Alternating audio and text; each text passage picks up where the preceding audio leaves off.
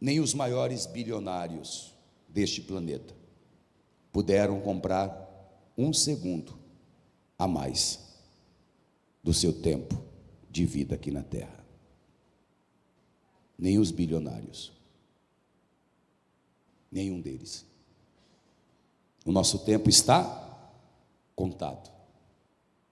Então, Jesus não questionou ou criticou o homem porque ele era rico e se tornou mais rico ainda. Jesus o criticou porque ele só pensava nas coisas terrenas. E sabe o que diz a palavra? Que se a gente pensar somente, se a gente esperar somente em Cristo nesta vida, somos os piores miseráveis de todos. Eu espero em Cristo nesta vida, sim. Eu espero que Cristo me ajude, que Jesus Cristo me abençoe e me faça prosperar, mas a minha maior esperança não está aqui na terra, a minha maior esperança está na vida eterna que Jesus Cristo conquistou na cruz do Calvário para mim e para você. Oh, glória!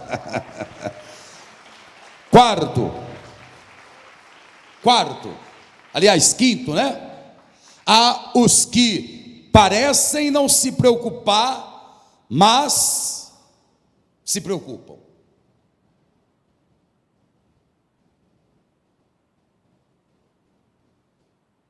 Quando eu era adolescente, e já faz um bocadão de tempo, eu tinha 16 anos aproximadamente.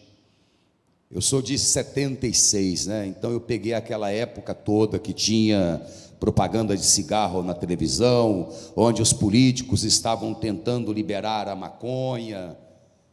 Minha época era a época dos maconheiros. Eu fumei maconha. Não falo isso com orgulho não, mas a minha época era a época dos maconheiros. Então o barato da época era você fumar um cigarro de maconha, ainda que eu não tivesse o hábito. Eu lembro que eu desci para a praia com os amigos, e eles eram maconheiros profissionais, e eles levaram um cigarro de maconha, começaram a fumar, perguntou se eu ia querer, e eu estava, é o que dizia minha vovó, quem se ajunta com porcos, bolotas, comem também, exatamente. E aí, os meus amigos estavam fumando, eu estava ali com eles, fumei, só que não deu certo, porque eu fiquei muito, muito louco. Aquela droga me deixou muito louco, eu não tinha hábito de fumar maconha. E aí eu olhava para o mar e pensava assim, eu vou entrar no mar, a água está gelada, está fria, e aí essa loucura que eu estou sentindo vai passar. Pois é, eu entrei no mar, e aí comecei a ir para o fundo, as águas me levaram ainda mais para o fundo, as ondas, as correntezas, e eu fui lutando, porque pensei que se eu nadasse em direção à onda eu ia conseguir sair, mas eu não estava conseguindo. Cada vez mais eu estava indo para o fundo, e já estava bebendo água. Então eu abri os braços, enchi o peito e comecei a boiar. Aí eu pensei, estou ferrado. Eu já estava assim, sabe? Não conseguia mais ver a praia. As ondas faziam isso comigo. Falei, estou ferrado, eu vou morrer. Eu vou morrer com a cabeça cheia de maconha, estou ferrado, eu não vou para o céu. Eu era afastado, pastor Wellington, estava afastado da igreja. Há os que parecem não se preocuparem, mas se preocupam com o futuro. Então eu comecei a engolir água, e afundar, e enchi o peito, e tentava sair. Aí eu só via o céu. Para lá mar, para frente mar, atrás mar, eu não conseguia ver a praia. Aí eu falei com o Senhor, Senhor, me perdoe, eu vou morrer, eu sei que vou morrer, e no céu não há maconheiro, eu sei que no céu não entra maconheiro. Senhor, por favor, me perdoe, salve a minha alma, e se o Senhor me der mais uma chance, eu prometo que vou pregar a sua palavra. E aí quando eu abri os olhos, eu estava na praia. Deus enviou um anjo e me tirou do mar. Quando eu conto essa história para o incrédulo vai dizer, foi o surfista, foi o salva-vidas. Pode ter sido, mas eu não achei mais o salva-vidas. E foi depois que eu terminei a oração, Gente, eu tinha de 15 para 16 anos. E como é que eu sabia aos 15 anos que eu ia pregar a palavra? Você sabe com quem aconteceu algo semelhante? Pastor João Ribe.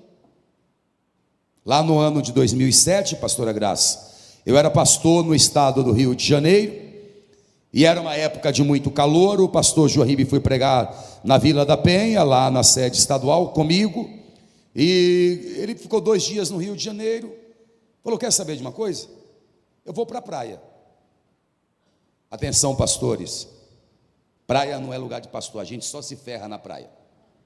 Eu vou interromper o vídeo apenas um instante e vou pedir encarecidamente a você, porque para você não custa nada, mas para o canal vai ajudar muito, para que você curta esse vídeo, comente e compartilhe, e também se inscreva. Vamos lá, não custa nada, mas para o canal vai ajudar bastante. E aí o YouTube vai entender que esse assunto é um assunto relevante e vai indicar para mais pessoas. Muito obrigado. Vamos voltar para o vídeo. Aí, o pastor João Ribe, quando na época de colégio, ele fazia natação. Olha a cabeça dele. Aí ele pensou assim: não, eu sei nadar. E aí foi entrando no meio do mar, achando que era o Michael Phelps, não sei o nome daquele cara que ganhou todas as medalhas. E aí ele foi nadando. De repente, ele me contou essa história, que ele começou a afogar e não tinha forças para voltar. E do mesmo jeito que eu fiz, ele também fez, encheu o pulmão de ar e começou a boiar. E ele disse a Deus: eu nunca imaginei que ia morrer afogado. Quando ele orou ao Senhor, um homem com os olhos claros o tirou da água, e na areia ele procurava o homem para agradecer, e ele não o encontrou. Foi o mesmo anjo que me salvou o pastor João Ribe. Eu imagino o anjo dizendo: mas esses pastores da Paz e Vida só dão trabalho. Há aqueles, no meu caso, que parecem não se importar com o futuro, mas se preocupam. Esse cara aí era ladrão, homicida, viveu a vida inteira, e as pessoas olhavam para ele e diziam: ladrão, tomara que você morra, tomara que a polícia te pegue, tomara que a justiça te condene. E foi isso que aconteceu. Um dia ele foi preso,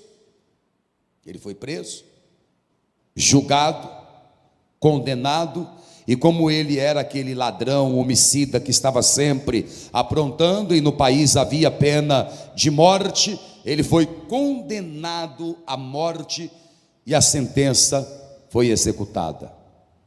Ele está preso agora, a sentença foi executada, e a pena era morte por crucificação, e ele está crucificado com mais 2 condenados.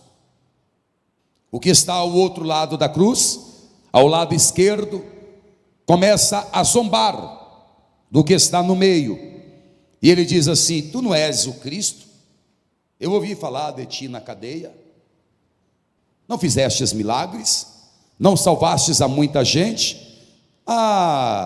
Messias, desce da cruz e salva-te a ti mesmo. Aí esse ladrão, ele olhou para o outro que blasfemava, daquele ladrão, daquele homem que estava no meio, que foi condenado como um criminoso, mas não era criminoso, e disse: ô ladrão, nós estamos pagando, ladrão, pelos crimes que cometemos, mas este aí, que mal ele fez? Ele não cometeu crime algum. Nós estamos pagando pelos nossos feitos, mas você sabe, ele foi injustiçado. Então este ladrão vira a cabeça, olha para aquele que está no meio, que era condenado, mas injustamente. De quem eu estou falando? A quem eu me refiro? A Jesus. E ele disse: Senhor, lembra-te de mim quando entrares no teu reino. Parecia que ele não se importava, né? Lembra-te de mim quando entrares no teu reino. E aquele meigo nazareno que estava sendo condenado sem ter cometido nenhum só sequer pecado, ele disse: ainda hoje estarás comigo no paraíso. Oh, glória! Àqueles aos que parecem não se preocupar, mas se preocupam. E você se preocupa com o seu futuro? E você está preocupado? Você se preocupa com o futuro? Você está preparado para ele? Porque quando Jesus chamar a sua alma, ela só terá dois destinos: ou a vida eterna ou a condenação eterna. Não tem saída. Ou você vai para o céu ou vai para o inferno. Só que você decide isso agora. Não caia nessa roubada de que se você for para o purgatório, se você for para o limbo, que a tua família aqui vai fazer uma missa de sétimo dia e a sua alma sairá do purgatório. Sairá não. Aliás, você nem vai para lá porque não existe. É uma invenção da religião. Você decide em vida para onde você vai. Porque Hebreus capítulo 9, versículo 27, diz assim: e quanto ao homem está ordenado morrer quantas vezes? Uma única só vez, vindo após isso o juízo. É você quem decide em vida o destino da sua alma. Fiquem de pé, por favor.